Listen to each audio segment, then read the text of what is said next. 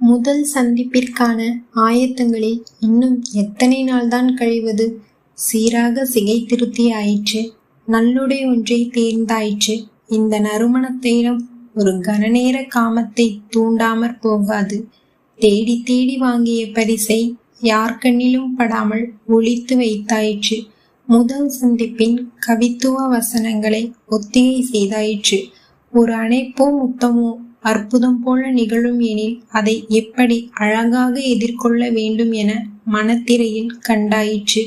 எத்தனை கோணத்தில் கண்ணாடியில் கண்டாலும் ஏதோ ஒரு கோணத்தில் அழகாக இருப்பது போலத்தான் இருக்கிறது. உடலில் எந்த துர்வாசனையும் இல்லை என்பதை துல்லியமாக உறுதிப்படுத்தியாயிற்று. காணாத காட்சி ஒன்றை காணத்தான் எவ்வளவு ஏற்பாடுகள்! எல்லாம் எவ்வளவு சீராக இருந்தாலும் ஏதோ ஒன்று பிடிக்காமல் போகச் செய்துவிடும் என்ற பதட்டம்தான் மனம் வாடச் செய்கிறது.